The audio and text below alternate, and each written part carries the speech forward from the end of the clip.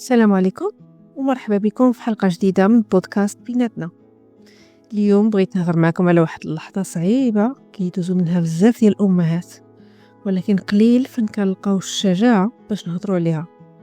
ديك اللحظة اللي كتشوفي فيها في المراية من بعد الولادة وما كتعرفيش شكون هاد السيدة اللي قدامك، كتسولي راسك بصوت خافت: أنا فين مشيت؟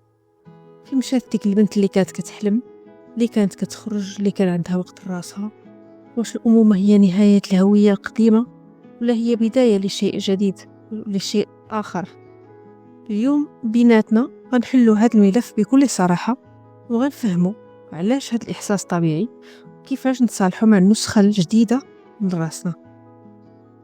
أنا مريم وهذا بودكاست بيناتنا، ومرحبا بك في حلقة جديدة.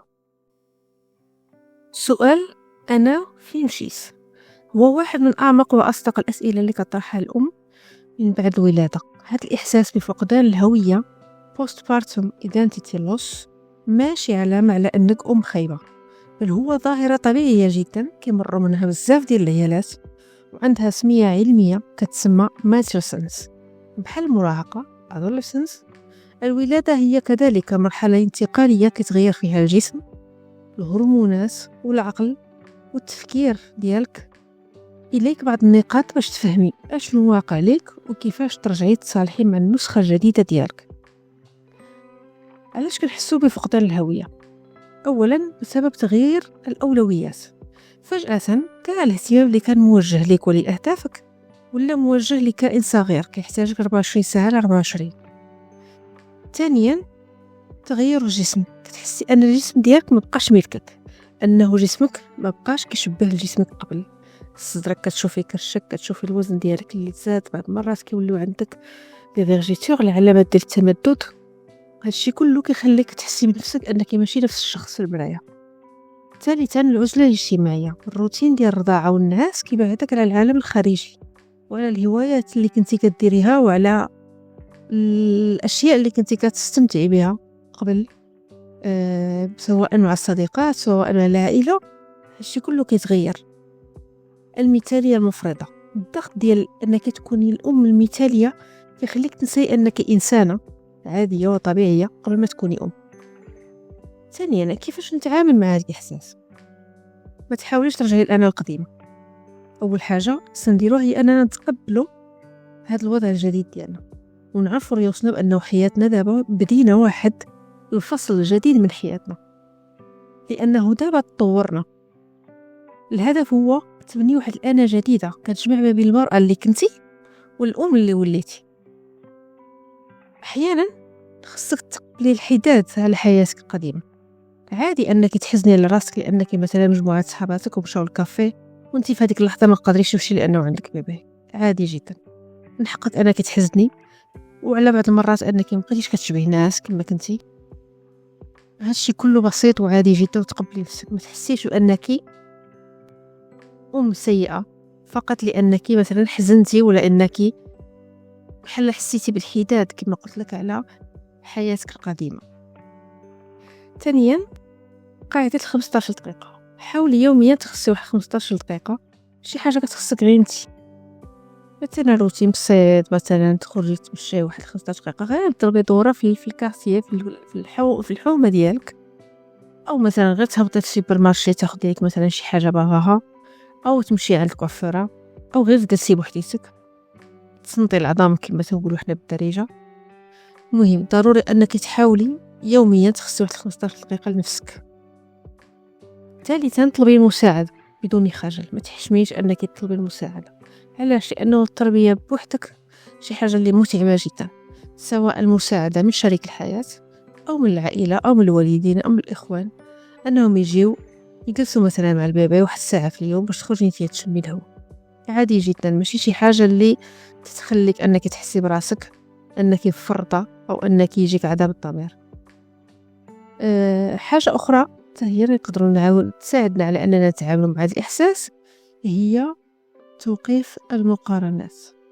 السوشيال ميديا كتورينا غير الجانب الزوين، كتولي تشوفي بعض الانفلونسر انهم عايشين واحد الحياة، يلا والده بغي يرجع الجسم ديالها زوين نهار كامل وهي ماكية لبن نقي، الدار كتشعل، هادشي كله كيخليك انت مع نفسك كتبداي فواحد المقارنات غير حقيقية.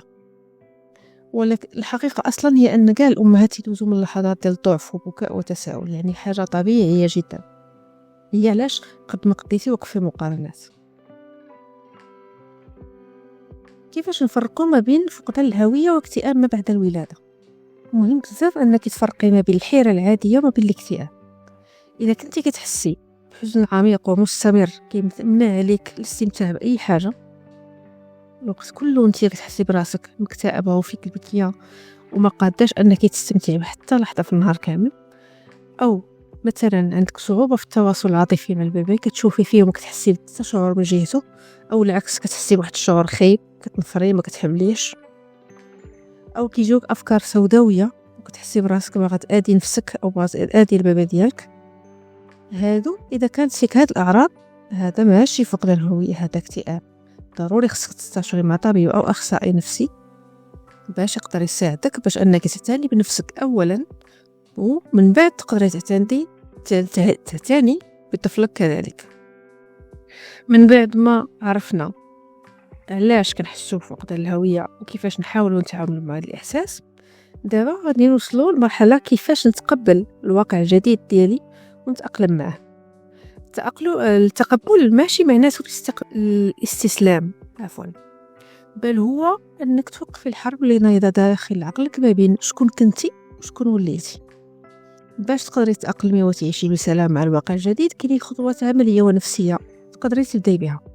اولا انك تقبلي الوضع ديالك الجديد، تقبلي الفوضى وتقبلي نفسك.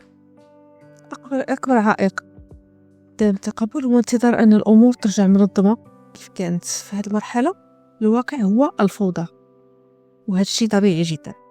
الفوضى بما معنى انه النعاس ما تبقاش بالوقت، الماكله ما كتبقاش بالوقت، انه حوايج ديالك ما كيبقاوش منظمين ديالك بوحديتك. هذا هي الفوضى اللي تنقصدها. قولي لراسك دابا هذه هي حياتي، ماشي حيت انا فاشله، ولكن حيت هذه مرحله كتطلب مني هذا الشيء. هي علاش خصك تقبلي هذه الفوضى وترتاحي باش ينقص التوتر ديالك. ثانيا، خرجي من الفخ ديال الام الخارقه، السوبر وومن. بزاف ديال العيالات كيتحكموا حيت كيبغيو يديروا كاع داكشي اللي كانوا كيديروه قبل: الخدمه، الدار، الاناقه، الخروج، المساريه، النعاس، الراحه، الروتينات اللي كنتي كديري من قبل، وكتبغي تزيد عليهم التربيه ديال البيبي. هادشي كيخليك تحبطي بانك ما كتقدريش توازني ما بين هادشي كله. اشنو غادي نقدر ندير في هذا الوقت هذا؟ هي انني نحدد اولويه واحده في اليوم من غير البيبي. مثلا انا البيبي ديالي عندي غدا واش ليه مثلا، وغدا نسالي وغادي نخلي لراسي واحد 10 دقائق. 10 دقائق هذه ديالي غندير فيها اللي انا بغيت. مثلا واخا نعرف تعرفي ديري مثلا كرونو 10 دقائق، هاد 10 دقائق غنشد القهوه ديالي وغنجلس في البالكو وغير نشوف الناس غاديين وجايين مثلا. او هاد 10 دقائق ولا 15 دقيقه ولا 10 دقائق كما قلنا مثلا ندخل ندوش فيها بالزرمه. او هاد 10 دقائق غير نجلس ونتصنت لعظامي. المهم انني هاد الفتره نخليها ليا باش الجهاز العصبي ديالي كيرتاح وكيتكالما وتعرف بانه انا ماشي في خطر، انا راني مرتاح. ثالثا، النظام ديال القليل احسن من لا شيء. باش ما تحسيش انك ضعتي، حاولي تدخلي لمسات صغيره من هويتك القديمه في نهارك. اذا كنتي مثلا شحال هذا كنتي كتقراي الكتب بزاف ودابا ما قدرتيش هذاك الوقت انك تقرايهم، ممكن انك تسمعي لي زوديو بوك مثلا، الكتاب المسموع. كاينين بزاف ديال الابليكاسيون غتقدري تلقايهم فيهم كتب مسجله، غتكوني لقيتها مثلا انت كترضعي او لقيتها انت هكا كتجمعي في البيت ديالك دايره الكاسك ديالك وكتصنتي. اذا كنتي مثلا كتحبي الاناقه، فشيء جميل انك في الدار تكوني انيقه، مثلا تكوني لابسه بيجامه ديالك نقيقيه وزوينه ورشه ريحه وشعرك مشوط. تحاولي انك بشويه داكشي اللي كان كيعجبك قبل من الولاده انك تحاولي تبقاي محافظه عليه ومدخلاه ولو بنسبة بسيطة جدا في اليوم ديالك. رابعا، بناء واحد الروتين مرن. من أكثر الأشياء اللي كتعجبني أنا شخصيا في حياتي هي المرونة. مثلا الحاجة ما قديش نديرها دابا بكل بساطة كنمشي بلا بها، نديرها غدا، نقدر نديرها غدا مثلا غير كان شي حاجة مثلا مستعجلة، سينو نحاول ادابطا ونكون مرنة جدا. هذه المرونة كتعلمك أنك ما تبقيش عايشة تحت الضغوط، لأنه البيبي ملي كيدخل لحياتك كيولي لك التوقعات. داكشي علاش الروتين كيزيد عليك الضغط، باش انك تبقى محافظ على الروتين، كلشي بالوقت، كلشي في الساعه، كلشي بالوقت ديالو. هادشي كله كيزيد عليك الضغط وكتحسي براسك مضغوطه بزاف. كيفاش نتغلبوا على هذا؟ هي تفكري بحال كتل زمنيه ماشي الساعات. مثلا الكتله ديال الصباح مخصصه للبيبي والفطور. مثلا فاك الصباح نبدل ليه حويجاتو، نرضعو ونجلس نفطر بخاطري، نعسو، من بعد مثلا نجلس نفطر بخاطري. ومن بعد عندي كتله ديال القيلوله اللي هي الراحه ديالي، لقيت اللي هو ناعس خصني نعس معاه. بزاف ديال الامهات كتقول لي كيفاش هو ناعس انا نعس معاه. بالعكس، انا كنحاول نستغل الوقت باش ندير بزاف ديال الحوايج. لا، ما تستغليش الوقت باش ديري حوايج. الوقيته ديالو بابا مني كينعس نعسي معاه باش حتى انتي ترتاحي. مني هو كيفيق وكيبدا يبكي ومحتاج مساعده ومحتاج الرعايه ديالك، ديك الساعه كتلقاك انت اصلا مرتاحه، ماشي في الوقيته ديال هو ناعس انت كتجمعي وكتصبني وكتجفي وكتوديري الشغال ديال الدار. ملي كيفيق هو تلقاك صافي عييتي تهديتي، ما عندكش الجهد ليه، صافي كتحسي براسك بانك مبقاش عندك الطاقه اصلا. خامسا، كما قلت لك من قبل، تواصلي مع الواقع ماشي مع الشاشه. نسي هذيك السوشيال ميديا، لأنها هي العدو الأول للتقبل في مرحلة ما بعد الولادة. كنشوفوا كما قلت لكم أمهات مثاليات، وهادشي كيخلينا كنحتقروا نفوسنا، كنحتقروا الواقع ديالنا، كنكرهوا ريوسنا، كنكرهوا الأزواج ديالنا، كنكرهوا الواقع ديالك. كنتي أصلا الواقع ديالك ممكن أنه أحسن 100 مرة من هذيك المؤثرة اللي انتي كتشوفي فيها في الانترنت، ولكن بما أنها هي كترسم وكتوري لك داكشي غزال وزوين في حياتها اللي سجلات وعودات وسجلات وعوداته، كتحسي نتيا بانه حياتك لا شيء، وهذا الشيء ماشي صحيح. النصيحه اللي غادا نعطيك، بعدي على الحسابات اللي كتحسك بالنقص. مني نشوف شي وحده ونحس قلبي تقبط عليا ونحس راسي بديت لا شعوريا كندير في المقارنه، هذاك حساب الساعه ندير الغاء متابعه. علاش؟ حفاظا على الراحه النفسيه ديالي. وحاولي تتابعي الناس اللي كيهضروا بواحد الصراحه على التعاون الأمومة والصعوبات ديالها. أمهات اللي في الصح نيات كتوريك الدار مرونة، وأنها هي عيانة، وأنها تزادت في الوزن، وأن وجهها فيه الكلف، وهذا الشيء طبيعي جدا، وتخليها كتبينه ليك. كاين بزاف ديال القنوات سواء عربية أو أجنبية كتوريك الحقيقة ديال الولادة، الحقيقة ديال ما بعد الولادة، والحقيقة ديال أنك أصبحتي أم. كتحسي براسك وأنك ماشي بوحدك، وما كتحسيش بهذاك اللوم اللي كتلومي نفسك. سادسا، طلبي واحد الوقت مستقطع، تايم اوت. التعايش كيحتاج طاقه، وانت طاقتك كتستنزف.